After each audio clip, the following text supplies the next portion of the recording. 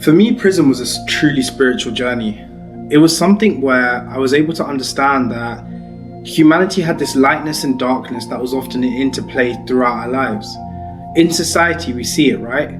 We see the seedy bars and the pubs and, the alleyways at night where people hang around, they do substances, they might engage in promiscuity and negative behaviors. But within that same society, and often sometimes those same people can interact in goodness, whether that's through the work they do in their companies, the charities they run, or whether that's through the faith that they belong to. I've been in environments such as churches, mosques, temples, where the same individuals who would preach virtue would be as involved, or they would have permissible views towards things like war and conflict. When I started to understand these parallels, I understand that dualistic thought, the idea of good and bad, were concepts that we should really avoid when we think about anything. Human concepts of good and bad are constantly changing. When we think about homosexuality and how it was illegal not long ago, and today it's seen as permissible and discriminatory to look at it as anything but permissible. We think about things like the fact that the rich purely used to eat meat and this would lead to gout, and the poor would eat vegetables and nettles in soup that would often leave them in a better position but often weaker than their richer counterparts. This idea of good and bad, light and dark are interplays of yin and yang. It's why I like the Eastern concepts, because for humanity to exist, there must always be this negativity and this positivity living in perfect harmony. To me, prison was the epitome of that. When I was in prison, I saw people from really privileged backgrounds, whether that was families that were well off or situations where they didn't need to want for anything, but they still were able to fall into those darker trappings of life, whether that was through fraud or whether that was through getting involved in organized crime for that extra money for them to be able to acquire the luxuries of life. On the other hand, I met those who didn't have much. They grew up in poverty and in traumatized circumstances. But the way they conducted themselves had such virtue that I think it would be ignorant of us for us to really disregard it.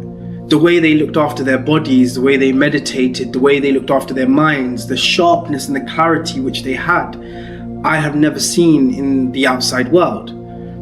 I can only really compare them to the CEOs who sit in offices, who have the money, the time and the resource to be able to dedicate themselves to the pursuit of virtue. But these are individuals who weren't given a hand in life. They had every reason to remove virtue as a bit of language in their vocabulary, but they still chose to pursue it. Whether they were dealing substances or whether they were involved in organized crime or whether they had taken a life, one cannot take away that they had this almost sense of duty to themselves, the people they loved and the wider world to be a better human being. I often talk about selflessness, and I think the idea of being selfish is when you focus in on yourself at the detriment of the world. You think, poor me, why me? You think me in every situation. You don't think that your excellence or the pursuit of your development and progression leads to this net gain for the world. It's that question, how can you help another until you help yourself? And prison was the place that I saw this in the most, with almost a spotlight. You see it in prison where those at the top of the food chain, those most involved in organized crime with the most reputational credibility, the most clout, are able to govern wings to a far much better degree than any prison officer or governor can. There used to be a saying in prison that the best wings were managed by the prisoners, and I experienced this firsthand. Wings where prisoners took control and would stop bullying, would stop extremism, would stop the negativities of prison life, had lower suicide rates, they had lower substance misuse, they had a greater community feel. But these individuals in the eyes of the system were some of the most heinous criminals out there.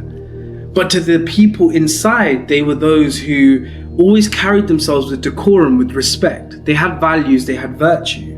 And it taught me this idea in spirituality of non-dualistic thinking, because one could walk in there and think, these people are good, these people are bad. And one could just create an entire worldview based off that premise. But instead, if you go there with the idea that I have gone from a normal person, in my case, a medical student, to a convicted prisoner, A4550EC. Let me do that again, A4550EC. And that prison number and that identity you hold as a convicted drug dealer or a prisoner is almost what embeds itself in you. You now have no identity but that. You might see your family once a week or once every other week, and for those moments I became sober now and again, or sure be to my mom and dad. And those moments were special, but as soon as I left that visits hall, I was back to being a prisoner. And the ability to then go in your mind and your body and your sense of self and remove any attachment and to be simply present in what you're experiencing, I think is a gift. It taught me that prisons are like monasteries, chaotic, crazy, traumatizing monasteries, but monasteries nonetheless. They're bubbles outside of society, microcosms, where you can exist and your existence becomes almost independent of the wider world. You know, when I was in prison in Gillingham in HMP Guy's Marsh, there was the Novichok attacks. Now, the attacks had happened so close to the prison, but they had no effect on us. Our regime still ran and the chaos and drama in the prison still existed. It teaches you a sense of presence, a sense of, in Hinduism they call it a sadhana, like almost a religious sacrifice in some ways. And that's what it felt like. I spent my time in there reading books on Buddhism and Hinduism, Christianity, Islam and Judaism.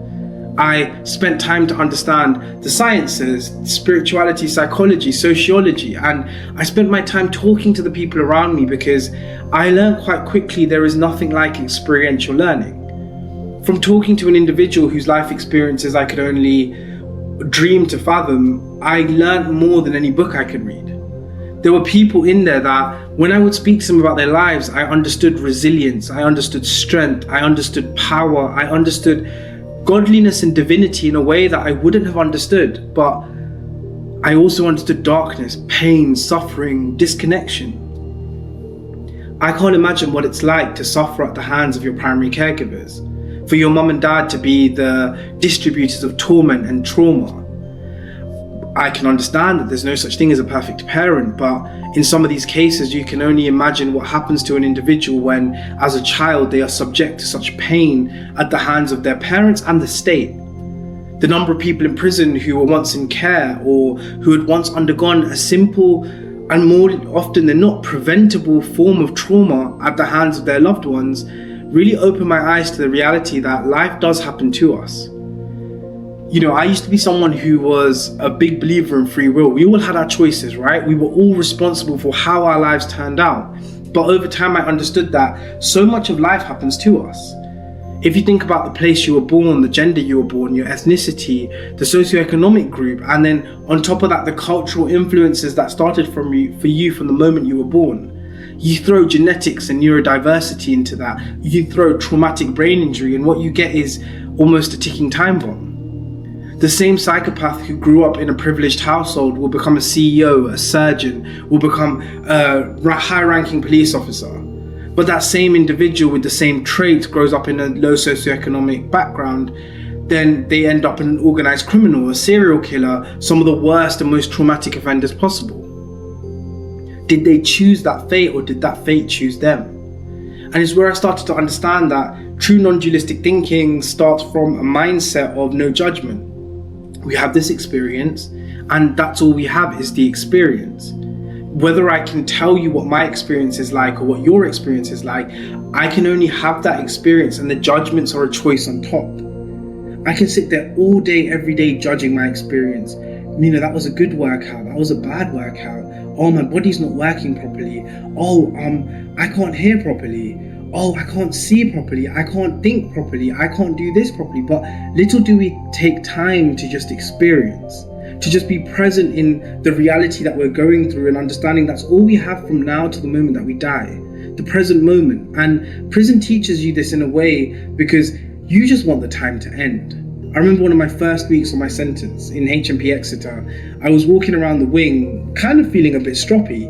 And I remember going up to one of my friends, and he was one of the cleaners on the wing. And I sat with him and I just spoke to him, and I was like, bro, how do you get through this? How the hell do you get through years and years of a bird? A bird is another word for a sentence. And I remember he said to me, When you come in, you have to realize that old you is dead. That version of you will no longer exist. The relationships you hold, the friendships, your family, they will only be able to understand you for a snapshot of time. He was like, while you're in here, ingratiate yourself, embed yourself in prison life, get a job, talk to everyone. Do you know, if you want to get involved in up to no good, feel free to. If you want to stay educated and stay aware, do that too. Exercise every day, be disciplined, do it for you. And I remember sitting there for a while thinking there was so much intelligence to what he was saying. The only way I was going to get through this experience was by understanding that for these moments, I was not sober down the medical student or sober down the kid that was going to be a doctor. I wasn't that gifted and talented kid in school. I was a convicted drug dealer in a prison cell. And I was going to have to enjoy that system one way or another. I had no choice but to have that experience. So why not just experience it without the judgment? The prison tracksuits with no pockets, the no running water in your cells, the lack of food or the low quality food, the constant violence, the screaming, the trauma that you're hearing and witnessing on a day-to-day basis. Why not just be present? Why not observe it? Why not document that experience so that one day when you look back, you can see that the outside world places so much judgment on what is fundamentally a human experience. Humans created prison, we created criminal justice. We created the violence, the trauma, the pain that we see. We created the criminality, financial or substance related or anything else. We are the arbiters, the creators and the stewards of this. Yet we spend so much time judging it, so much time acting like we all know the answer, instead of just learning to experience it. And I saw this with prison officers more often than not, where I remember one prison officer quite clearly, nice guy on the wing, and one day they all took away a bunch of our privileges, and I remember asking him, thinking like, why are you doing this? This is one of the few things we have, and it was the cooking equipment so we can make food. And he was like, why are you questioning me? You're in here and I'm not. And I remember just thinking in my head, I was like, I never thought I'd end up in here, and I did. So for him to think in his head that he has no chance of ending up in there, I found fascinating. And the more I dug into him as an individual, I discovered that he was a severe alcoholic, committing infidelity on his partner in the prison environment and always playing those risks close to his chest. So in that moment, I realized he was projecting his judgments onto me. And these moments are what make prison so insightful and rewarding, almost an enlightening experience, because where else are you going to experience that? You know, without the money, without the attachments, without the relationships, without all the things in society that make us feel normal. Where else are you going to be able to feel the nothingness of what it means to be alive, to be human, and the meaninglessness of each and every one of our lives, and the choice that we have each and every day to find meaning in that, to find meaning regardless of whether we're reduced to a number and a surname, whether we're reduced to prison tracksuits and confinement. Because that meaning element is always our choice.